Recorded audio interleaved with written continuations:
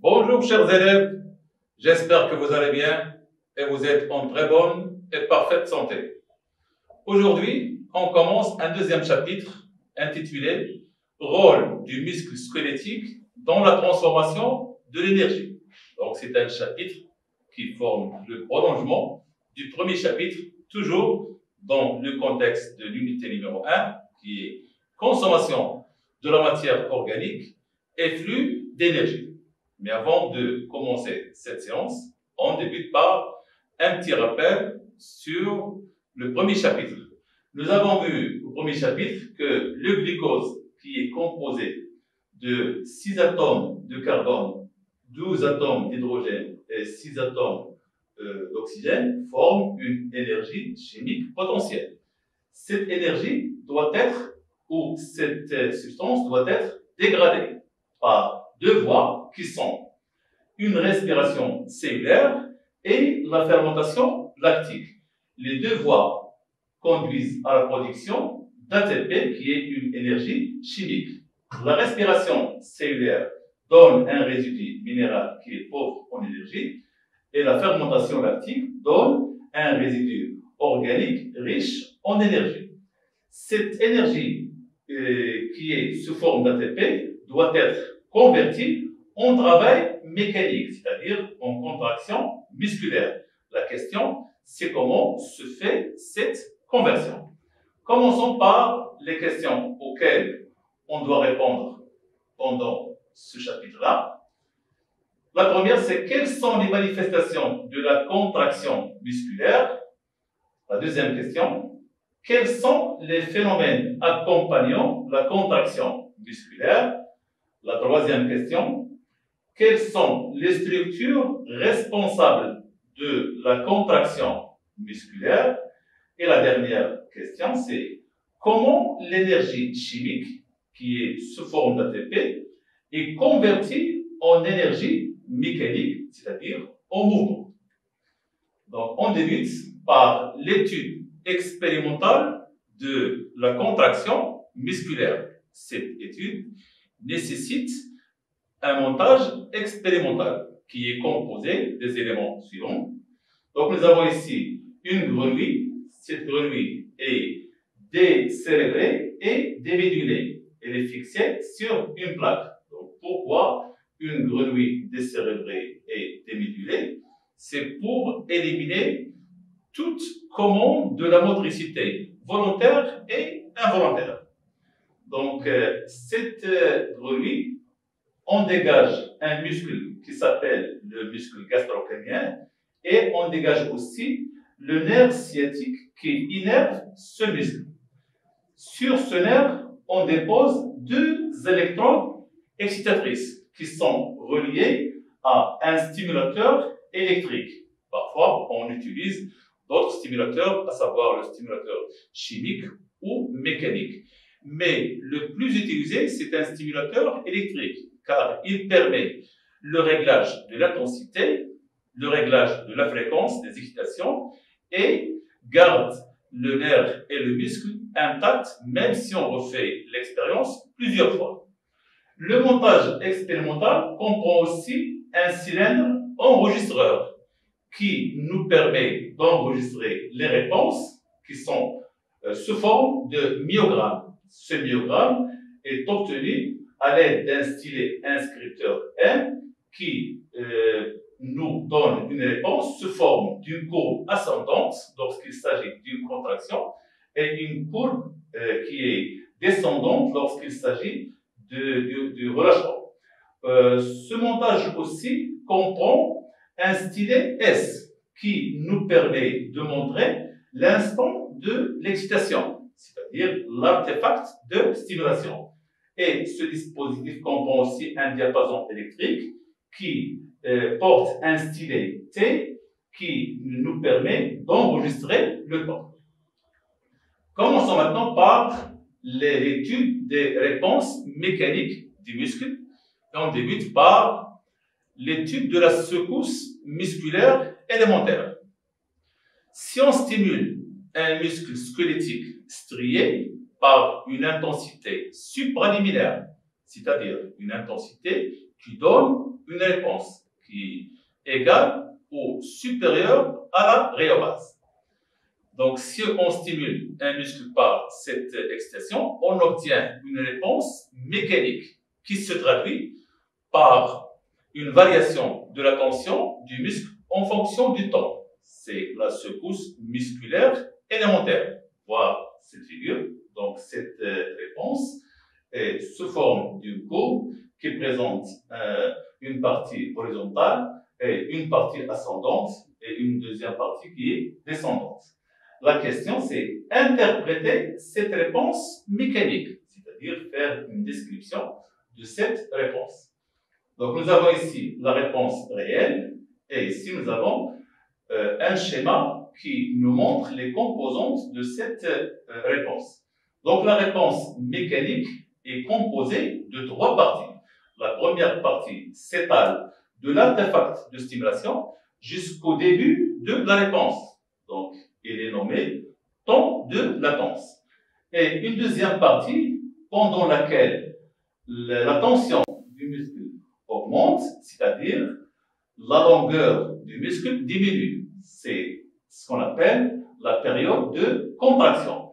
Et nous avons une troisième partie qui se caractérise par la diminution de la tension musculaire et par la suite l'augmentation de la longueur du muscle pour revenir à l'état initial. Donc cette partie, c'est la phase de relâchement.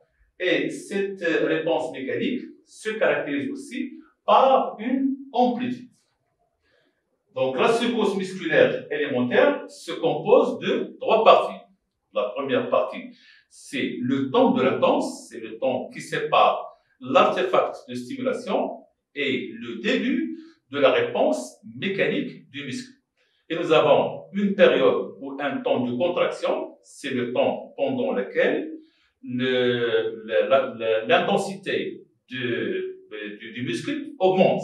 Et nous avons une période de relâchement pendant laquelle l'intensité du muscle diminue et le muscle reprend ses dimensions initiales.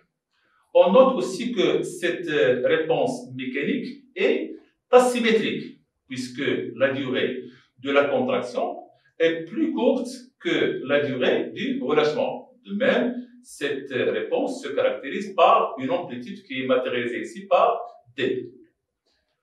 Maintenant, on passe à la réponse du muscle suite à des excitations qui sont isolées, mais d'intensité croissante. Donc, si on applique une série d'excitations isolées d'intensité croissante sur un muscle squelettique strié frais, on obtient le tracé de la figure 1 ci-dessous. Donc, ce tracé nous montre la variation de la tension musculaire en fonction du temps lorsqu'on applique au muscle 6 excitations, de S1 jusqu'à S2. Donc la question, c'est d'écrire et interpréter ces résultats. Donc c'est une question composée de deux parties. La première partie, c'est une description. La deuxième partie, c'est une interprétation de ce qu'on a déjà décrit. Commençons par la première partie qui est la description. Donc nous avons le document. Qu'est-ce qu'il me montre? Pour S1, si on applique une stimulation S1, cette stimulation ne donne pas de réponse. Pour S2, il donne une réponse. S3 et S4 aussi donnent une réponse, mais cette réponse se caractérise par l'augmentation de la tension musculaire en fonction de l'augmentation de l'intensité d'excitation. Et à partir de S4 jusqu'à S6, même si on fait augmenter l'intensité de stimulation, la tension musculaire reste stable. Bien. Maintenant, on passe à l'interprétation de ces résultats. Donc, nous avons ici le même graphique qui nous montre la tension musculaire en fonction du temps et nous avons les excitations. Et on va matérialiser la fibre musculaire non excitée par une tache de couleur verte et la fibre musculaire excitée par une tache de couleur rouge. Donc nous avons ici une coupe du muscle squelettique. Comme vous savez que le muscle est composé d'un ensemble de fibres musculaires. Donc lorsqu'on applique la première stimulation S1, pas de réponse. Vous voyez ici que la couleur des fibres est verte, donc pas de réponse. Pourquoi? Car cette stimulation ou cette intensité est infraliminaire. Elle est au-dessous du rhéobase. Pour la stimulation S2, donc cette stimulation stimule deux fibres. Et par la suite, la réponse du muscle est faible. Donc on peut dire que S2 est la rhéobase. C'est l'intensité liminaire qui donne une réponse. Si on excite par une intensité S3, on note l'augmentation du nombre de fibres qui répondent. Et par la suite, la tension musculaire augmente. De même, si on applique une intensité S4, vous voyez que le nombre de fibres impliquées dans la réponse augmente, ce qui explique l'augmentation de la tension musculaire. Ce phénomène s'appelle le recrutement, c'est-à-dire si on fait augmenter l'intensité d'excitation, le nombre de fibres impliquées dans la réponse augmente aussi. Et à partir de S4, même si on fait augmenter l'intensité d'excitation, la tension musculaire reste stable, car à partir de S4, cette stimulation est maximale. Donc, il va donner une réponse qui est maximale et par la suite, pas de changement d'amplitude en ce qui concerne la tension. Bien, donc l'amplitude constante, puisque toutes les fibres sont impliquées, donc c'est une réponse qui est maximale. Passons maintenant à l'étude d'un cas qui concerne la fusion de deux secousses. On applique à un muscle squelettique strié frais deux stimulations identiques à intervalles de temps de plus en plus éloignés. Les résultats obtenus sont résumés dans le tracé de la figure ci-dessous. Donc nous avons ici la réponse mécanique du muscle en fonction du temps suite à 4 situations. La première situation, nous avons appliqué deux stimulations S1 et S2 qui sont identiques. Deuxième cas, de même, stimulation S1 et S2 qui sont identiques. Troisième cas, les deux stimulations. Le quatrième cas, les deux stimulations. Ce qui change, c'est la durée qui sépare les deux excitations. Donc, en passant de la première situation jusqu'à la quatrième, la durée qui sépare les deux stimulations devient courte. Donc, la question, interpréter chacun des 4 cas. Donc, commençons par le premier cas. Donc, le premier cas, si on applique une stimulation S1, on obtient une réponse mécanique, qui est une secousse musculaire élémentaire, composée de 3 parties, à savoir le temps de latence, le temps de contraction et le temps de relâchement. Si on applique une deuxième stimulation, après la fin de la réponse de la première, donc on obtient 2 réponses qui sont identiques. Donc le premier cas, c'est si la deuxième stimulation est appliquée à la fin de la première secousse, les deux secousses sont parfaitement identiques et indépendantes. Passons maintenant au deuxième cas. Donc, deuxième cas, si on stimule le muscle par une stimulation S1 et on applique une deuxième stimulation, mais cette fois-ci, la deuxième parvient pendant la phase de relâchement, on obtient 2 pics, c'est-à-dire la première réponse est fusionnée avec la deuxième réponse. Mais c'est une fusion qui est incomplète puisqu'on obtient ici 2 pics. Dans ce cas, on dit qu'il y a une fusion qui est partielle. Donc, deuxième cas, si la deuxième stimulation est appliquée pendant la période de relâchement de la première secousse, on obtient une fusion partielle suite à une sommation temporaire, c'est-à-dire une sommation dans le temps. Voilà, la sommation agit également sur l'amplitude si la réponse du muscle à la première stimulation n'est pas maximale. Donc, si on applique une stimulation maximale et on stimule le muscle pendant la période de relâchement, on obtient deux pics, mais qui ont la même amplitude.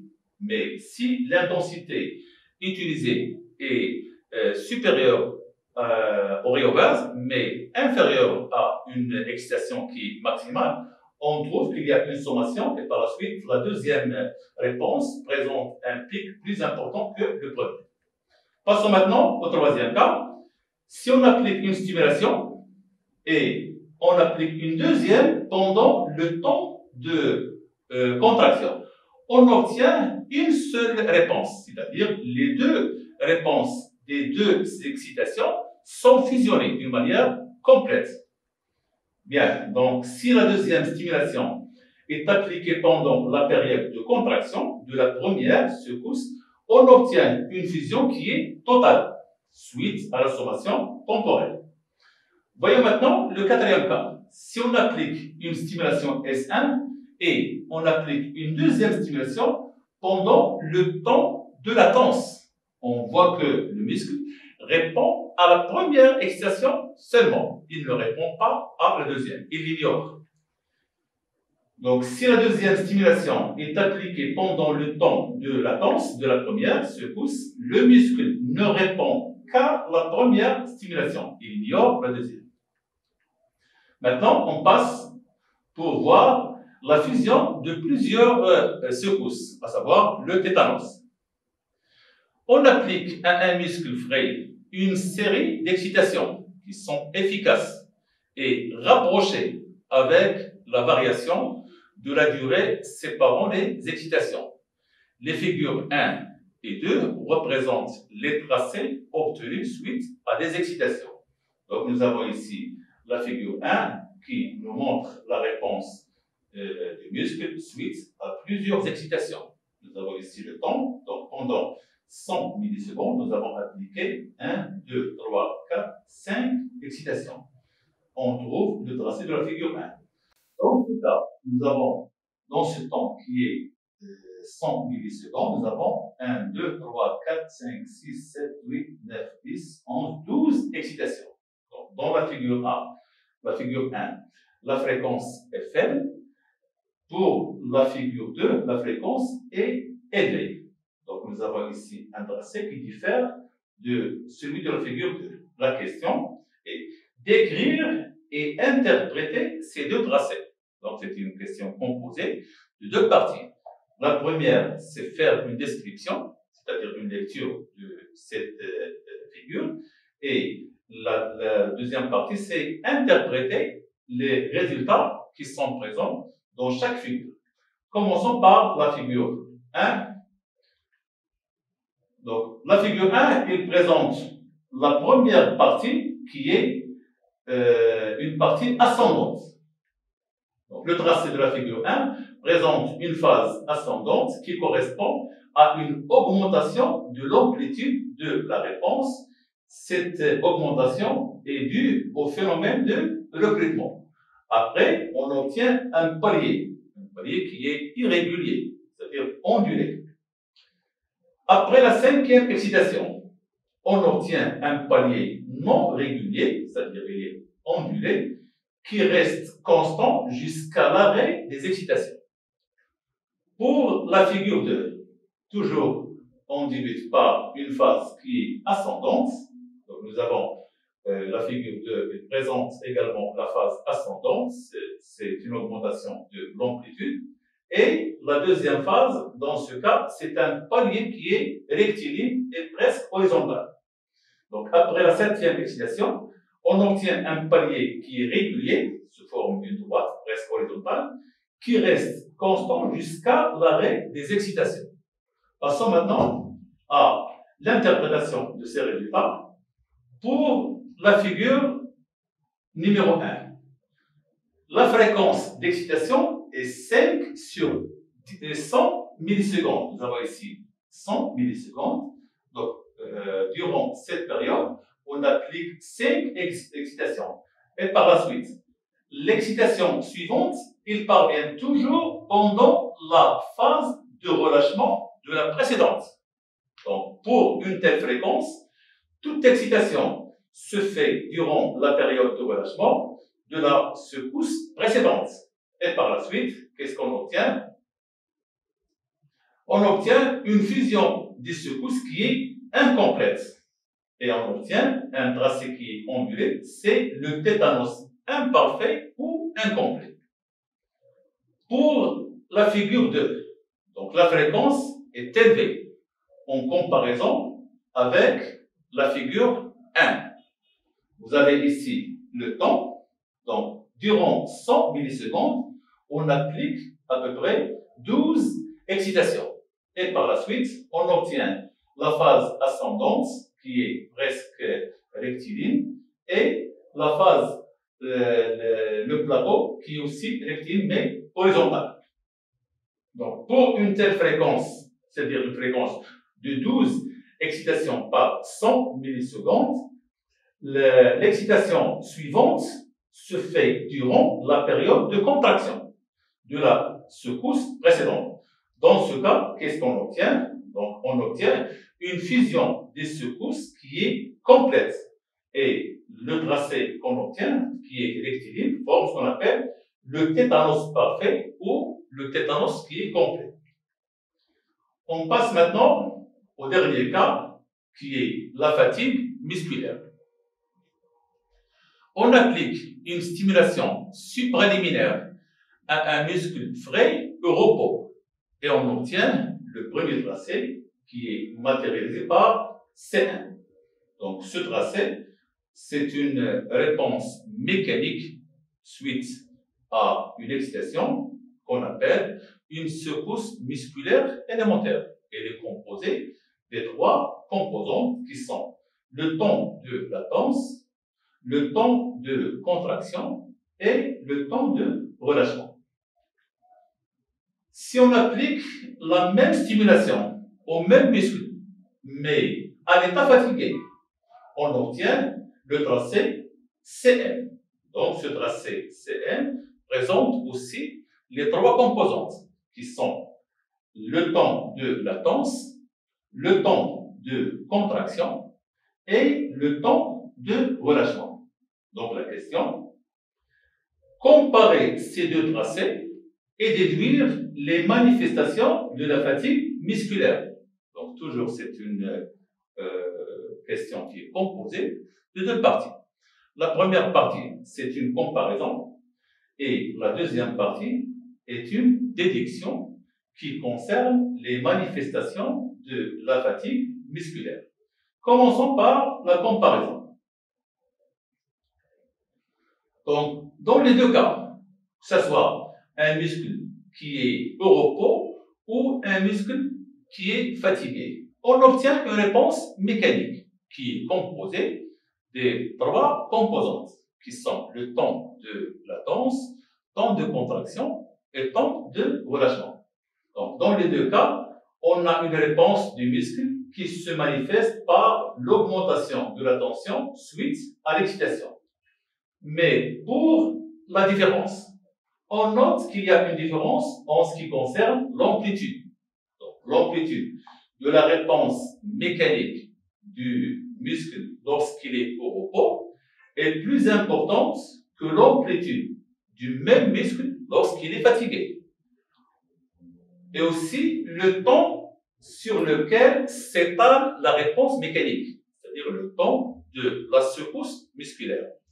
Le temps de la secousse musculaire dans le cas où le muscle est fatigué est plus grande en comparaison avec l'étalement de la secousse dans le cas où le muscle est au repos. Et par la suite, la fatigue musculaire se traduit par deux choses. Se traduit par une baisse de l'amplitude, c'est-à-dire une baisse de la tension musculaire, et par l'étalement de cette secousse qui est la réponse mécanique. Elle s'étale sur une très grande durée en comparaison avec le muscle dans l'état qui est normal. Bien, donc déduction. La fatigue musculaire se manifeste par la baisse de la tension musculaire, c'est-à-dire une baisse de la force déployée par le muscle, et l'augmentation du temps de la réponse mécanique. Notre séance touche à sa fin. Merci de votre attention et à la prochaine séance, Inch'Allah.